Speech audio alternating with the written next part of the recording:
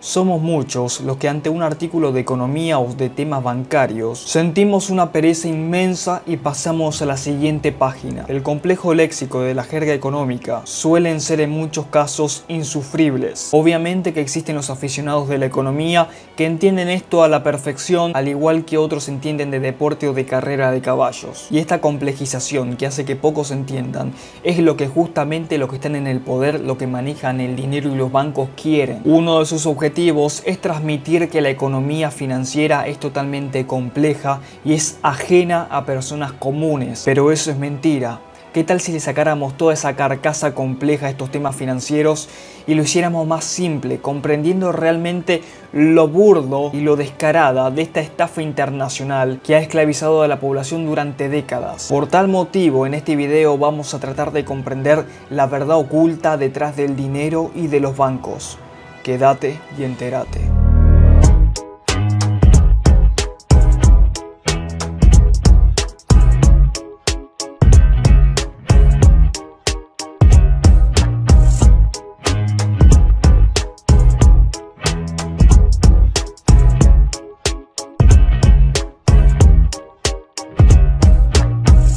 Bienvenidos a un nuevo programa de Noticias Ocultas X. Hoy tenemos un video muy importante, tal como dijimos al comienzo de la introducción, porque hablaremos de lo que es realmente el verdadero trasfondo, la verdad oculta del dinero y de los bancos. Una verdad que, de hacerse conocida, podría comenzar a ayudar a las personas a que se liberen de este sistema cíclico, endeudador, por el cual nos hemos visto esclavizados durante décadas. Comencemos con la base. ¿Qué es el dinero? Para empezar a entender este timo monumental, lo primero que hay que tener en claro es qué entendemos por dinero. Siempre hemos pensado que el dinero es un simple medio para el intercambio de bienes y servicios. Y esto era así al principio. Cada producto o servicio tenía su equivalente en unidades de metales preciosos. Como el oro y la plata eran incómodos de transportar y en muchas ocasiones era peligroso llevarlos encima, fueron sustituidos por pagares y billetes. Y acá es donde comienza lo interesante, porque surge la figura del banquero. El banquero que se compromete a guardar el oro de alguien y a cambio le da un documento que equivale a su valor y que en principio le garantiza al depositante la devolución de todo o parte del mismo cuando lo necesite. Hasta acá todo correcto, pero en este momento es cuando el banquero ve todo el pastizal que tiene en su arca y comienza a ver qué provecho le puede sacar. Y de ahí que comienza a prestar el dinero con intereses. El banquero no presta materialmente el oro de sus depositantes, sino que al deudor le da a sí mismo un pagaré o un billete, es decir, un documento que en la práctica equivale a la cantidad prestada y que el deudor puede intercambiar por bienes y servicios, tal como lo dijimos hace unos momentos. El que recibe este documento se compromete a satisfacer el posible impago de esta deuda mediante la cesión de sus bienes al banquero. Esto es lo que se conoce como una garantía, un aval, una hipoteca. Bienes tangibles contra un documento cuyo valor viene dado por el convencimiento de que el banquero tiene en sus arcas, tiene en sus depósitos, el oro correspondiente a la cantidad de dinero escrita. Pero no solamente se queda acá el gran truco, sino que nadie comprueba efectivamente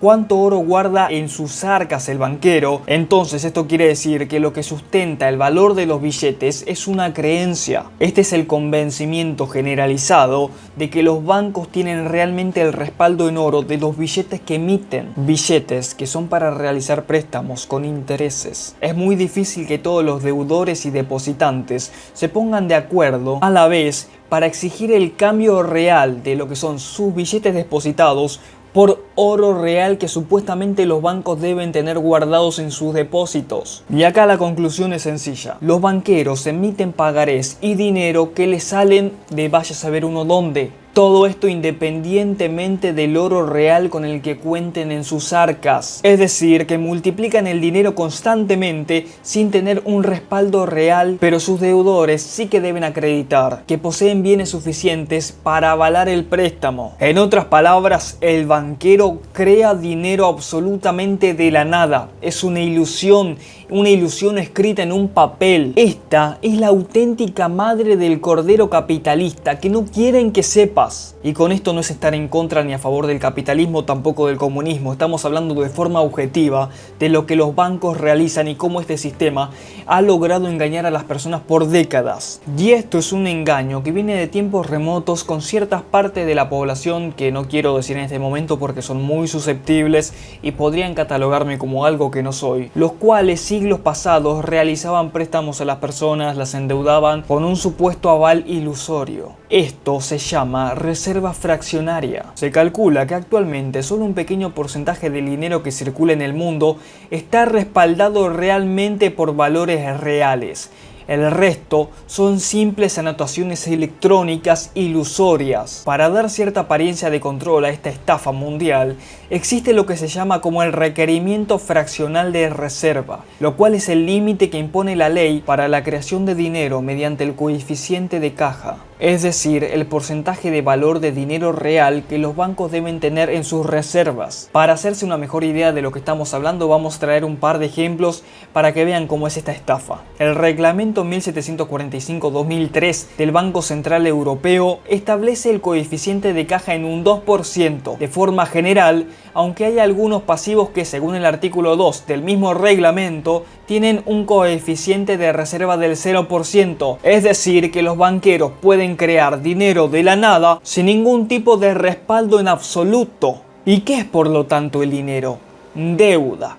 Deuda que nos esclaviza hacia los líderes que manejan los bancos, las corporaciones y las empresas, que de una u otra forma los dueños están relacionados entre sí y suelen ser los mismos. Familias que vienen gobernando al mundo desde décadas por sus grandes engaños, y aquellos que se han querido oponer al orden internacional que ellos quieren seguir manejando han sido ridiculizados, señalados, tachados, marcados como enemigos de la humanidad, y la historia se ha contado como los que hoy están en el poder quieren. Volviendo al tema en cuestión, cada vez que solicitamos un crédito, el banco genera dinero de la nada para darnos un préstamo. Ese dinero no está respaldado por ningún valor real más que el de la confianza. Pero si en algún momento no podemos hacer frente a esa deuda, a ese préstamo, posiblemente algunos nos quedemos sin casa o sin vehículo. Entonces acá comprendemos que la deuda es poder.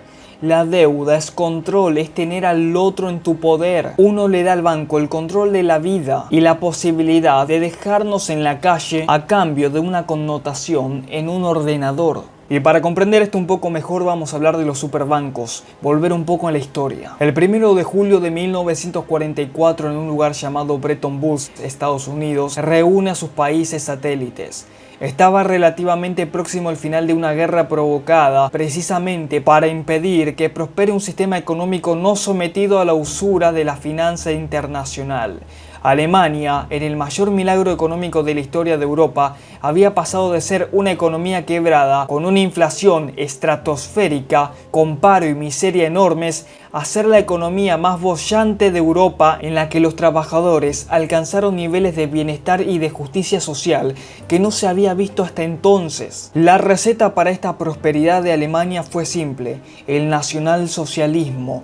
Y uno no está diciendo que esté de acuerdo o en contra de las cosas que han pasado en aquellos entonces o que supuestamente han pasado, pero sí cómo esta economía alemana libró a sus ciudadanos de aquellas llenas banqueras internacionales y acuñó su moneda sustituyendo el entonces vigente patrón oro por el patrón trabajo. Y en ese entonces se le había dado a los banqueros internacionales un poco de su propia medicina, se le dio confianza a las personas, y la confianza ya no pasaba por las hipotéticas reservas de los bancos, pasaba por la capacidad de producción de los trabajadores y de las empresas. Y como es sabido, los principales magnates y dueños de los bancos de aquel entonces han arremetido de forma abismal contra esta economía alemana, y con un montón de propagandas e historias lograron que no se establezca de forma permanente esta economía. Ellos no podían consentir que cierta parte de la población comience a liberarse. Y cuando quedaba menos de un año para el final de esta guerra desatada por la finanza internacional, es cuando se produce la citada reunión en Bretton Woods,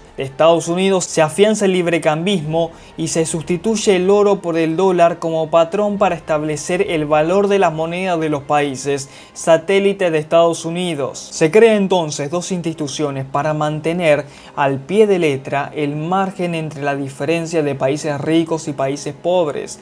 Estamos hablando del Fondo Monetario Internacional y del Banco Central. Teóricamente su función era ayudar a los países más pobres, pero en realidad lo que hacen en la práctica es condenar a los países a la pobreza perpetua. Las deudas que contraen las naciones que caen en sus garras es tan brutal que para pagar simplemente los intereses del préstamo deben destinar a tal fin la mayor parte de su Producto Bruto Interno, es decir, su riqueza nacional. Esta falta de inversión en infraestructuras provoca más pobreza que a su vez genera más deuda, y como buenos banqueros lo que les interesa no es tanto que el deudor pague como que la deuda no se pueda pagar nunca más, y así mantener bajo su poder lo que es la economía del país al cual tienen sometido y agarrado por la deuda. Y hemos visto que a lo largo de los años, tanto izquierda como derecha se mantienen firmes en lo que es la agenda de estos banqueros internacionales que hoy en día se podría llamar la Agenda 2030, que con una ilusión de falsa democracia, de falsa oposición, siguen endeudando a los países y a las personas de estos que nacen con una deuda en su espalda simplemente por el hecho de haber nacido en algún país. Y acá surge la globalización, y no la globalización en buenos términos como así se puede pintar, sino la globalización que quieren imponer estos banqueros con una oligarquía financiera internacional. De acá que los grandes poderosos y magnates han hablado acerca de la Agenda 2030, del gran reinicio económico mundial, porque ya han alcanzado todo lo que querían y ahora simplemente transformarán su sistema ilusorio para hacerle creer a las personas que el sistema antiguo ya se está cayendo. Pero simplemente es una transformación. Total, ya tienen todo. Ya han realizado muchísimo daño contra la humanidad. Puede ser que en los próximos años den un poco de libertad, den un poco de ayuda. Total, no tienen nada que perder, sino al contrario, con el poder consolidado, ahora querrán ganarse el amor de las masas, y esto lo intentarán lograr con manipulación y demás cuentos de hadas a los cuales la humanidad ya está acostumbrada. ¿Qué cree usted acerca de lo hablado? Sabemos que puede ser complejo, pero leemos su opinión en los comentarios. Hasta acá llegamos por hoy. Si le gustó, no olvide darle a me gusta, suscribirse y compartir para que esta información pueda llegar a más personas. Juntos por la verdad, juntos podemos. Mi nombre es Martín Vázquez y esto fue Noticias Ocultas X.